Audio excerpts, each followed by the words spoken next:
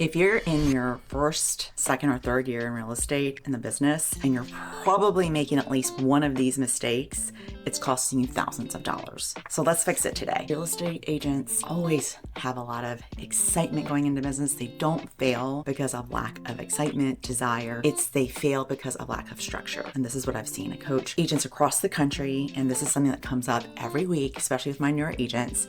You don't need more hustle. You need more clarity and focus. And what we find is that these 5 things are what's holding agents back from being super successful. The first one, I think a lot of you can raise your hand and say this, is not time blocking like a business owner. Let me say that again, not time blocking as a business owner. So agents are treating their real estate business as a hobby, a side hustle, or just inconsistent. So they're just like, whatever, when it comes up, I'll just block it. I'll do a showing when it feel like it. I'll do it around everything else in my life. If you don't control your time and set your parameters on what you're going to do, when you're going to do things, your clients will take it over and it will expand and creep into areas that are going to burn you out and you're not going to be as effective. You also have to have a personal shift when you start time blocking, specifically doing things like lead generation time blocking, specific appointment time blocking, follow-up time blocking, working on your business time blocking, not just in your business. Those are some kind of little subsets that you need to think about when you're doing your time blocking and making it intentional to do all of the activities that are your highest and best use of time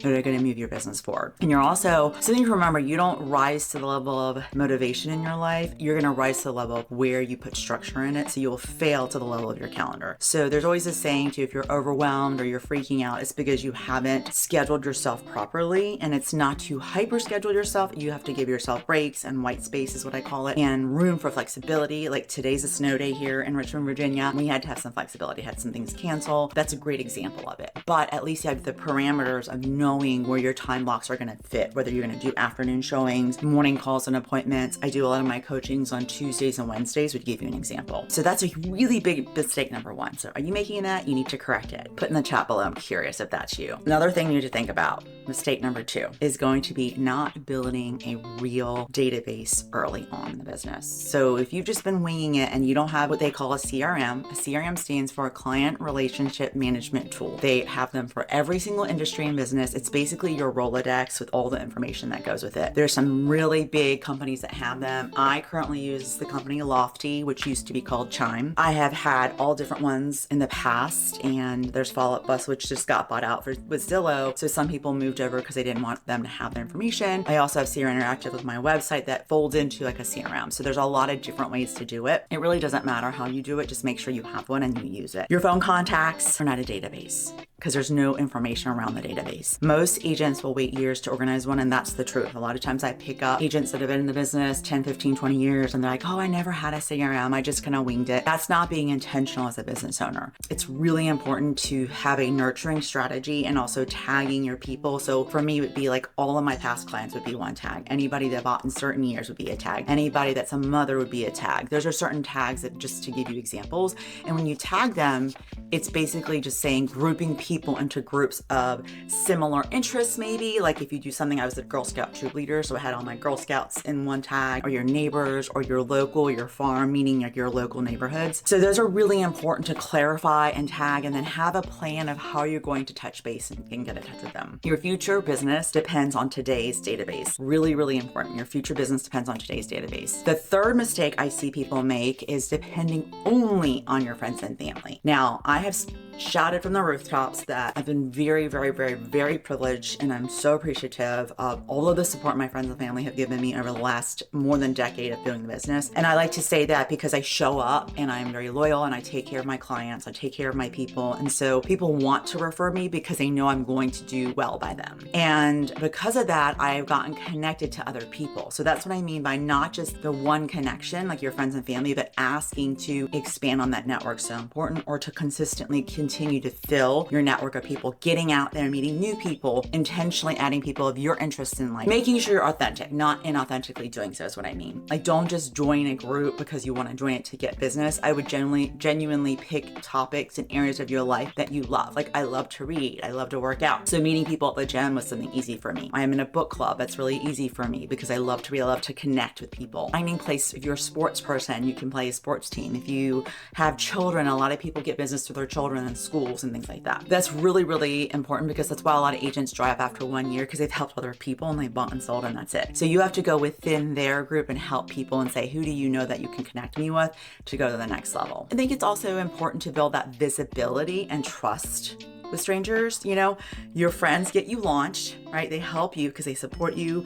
I have helped so many of my friends with their businesses, and I think that's a true measurement of a friend for sure. And strangers will build your empire. It's kind of a fun quote, right? So you have to keep growing in that circle, but it's still by referral technically. So it's an amazing way to business, and you know, meeting people through open houses, meeting through people just by circumstance, and sometimes it happens, right? And not being afraid. The fourth one is not having a lead generation plan. What that means is that most agents will dabble in little things like little hummingbirds, like I'll try a little bit of this, I'll try a little bit of that, but they don't really commit to a lead pillar plan. And there's a saying that if you have 4 legs of a table, which means 4 different lead pillars, you can stand on your table and you can stand in your business strong. But if you have 6 legs, this is what my old coaches told me, you can dance on it, meaning, you know, it can withstand any storm of business. So you need to pick at least 2 to 3 to 4 solid lead pillars that you can go deep on, not just scatter everywhere, you know, to 25 different ones. You know, some common ones would be Instagram content or online content. And I would even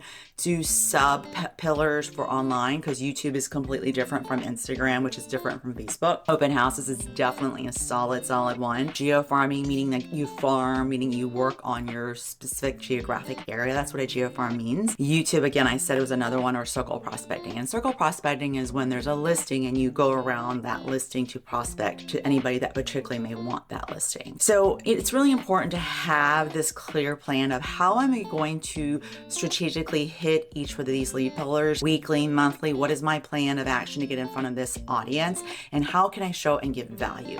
That would be the example of that. And we can go deeper on these lead pillars and other videos, but I just wanted to make sure that this is something that you need to have.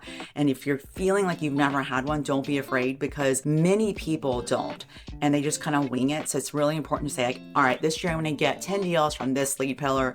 This is my goal for this lead pillar. I want to get 3 deals, and know where your meat and potatoes are so you can continue to elevate and growing more and more and more every year. The last mistake I see happening, it's a biggie, I left it for last, is no mentorship and no accountability. That's why people come into coaching. To be in an ecosystem with other like-mindedness, it's about being in the room. For myself, that's why I also participate outside of real estate coaching, to make myself better as a coach and to show up better as a human, as a mother, as a wife, as a friend, and developing my personal self. So I'm in the Tony Robbins world as a plat partner now, getting ready to renew for my 3rd year. A lot of money, but worth every dime. It's about how much do you want to invest in your personal growth and not being afraid to be worthy enough to do that investment. So there's a lot of agents that try to DIY the business, and it takes long. It's like there's no need to figure it out on your own when there's success leaves clues. There's plenty of people that have gone through the fire, made all the mistakes, and you can learn from them and say, hey, don't do it this way, do it this way. And that's where mentorship is huge. Accountability is huge. I mean, that's why gym memberships are so big. That's why people use trainers. That's why anybody that's working at a top level will have a coach of some sort, a mentor. There will be in an accountability group, a mastermind of some sort, to make themselves better, stronger, faster, with less effort, by working as a group of people. Napoleon Hill wrote The Law of Success, and one of the first chapters is about the mastermind, the power of a mastermind, of bringing minds together. A power of 12 minds, 10 minds together beats 1 every time. So that's something to think about, and to start looking at how mentorship will collapse your timeline, and why being in a group of people that push you to be better is such a powerful tool. That's number 1 reason why I look to see where I'm going to put myself, because it's so important that I go into rooms where I'm the smallest person so I can grow and stretch, as well as if I'm into a space where I think I can offer and I can also serve and help others grow, it's very fulfilling as well on the other end. So it's about lifting people up and you getting lifted up as well. So question mark to you, are you doing that in your personal life, your professional life, your relationships, in your health and vitality? Where do you need to get into a different room and space? That's one of the reasons I love being a part of 5 Realty and why I opened the state of Virginia up. Happy to have a conversation with you about that. Love it if you want to reach out to me. But it is about who are you surrounding yourself around, and who are the 5 people that you are putting yourself around all the time is who you're going to end up becoming like. Make sure that you have that mentality mentorship, proximity is power. It's one of the most powerful quotes Tony says all the time. It's the reason why I bought the best ticket when I first went to Unleash the Power Within, UPW, my very first one, and I leveled up. And that's one of the main reasons why I stay in Platinum Partners, is to be amongst some of the, in my mind, some of the most growing and incredible people that I've met and been privileged to be around. Also, being coaching versus being on a supportive team versus a revenue share team leadership, they all have pros and cons, and thinking about what you want to grow is so important. Like, you need someone who has basically the receipts or evidence, the results, the roadmap, and actually who cares about your growth in the way you want to grow, not pushing you to grow the way they want to grow. So I think it's about making sure you're finding someone that meets you where you are and where you want to go to next. If you're not making these mistakes, all 5 of these, just as a reminder, number 1 was not time blocking. It's a big one. Number 2 is not having that database. Number 3 is depending only on your family and friends. And number 4 is not having a lead generation plan. And number 5, the biggest, is no mentorship or accountability. You know, it's really one of those things is if you're not doing any of these, you're not really behind. You're just slowing your progress down is what it is. You just need to maybe tweak. It's a 2mm shift a lot of times, and changing the trajectory of your business and life. It's not these crazy moves that you have to make. It's very small moves consistently over and over time. And if you fix these intentionally, just a little bit on each one over the next year, every single day, I think you're going to see, you're going to have a 180 degree of growth, your turnaround of your business, and huge trajectory if you follow that plan. So love to know which of these 5s you qualify for as a mistake. And if you want more information about that, DM me below, and I will probably do a video on each one of them individually just to go deeper, because they were pretty big. And I'm just curious, like, if you make all of them, just do mistakes. And if you want to share your journey, feel free to do so in the comments. I'm curious, and I'll share my journey as we go along, because this is my whole path about making this channel about the empowered agent. I have the empowered woman on a different channel, but if you want mentorship or you want to get that alignment ready, DM me below, and I can let you know how to get a hold of me for coaching with Tom Ferry. And if it's just personal coaching, we can go that route as well. Till next time, stay empowered.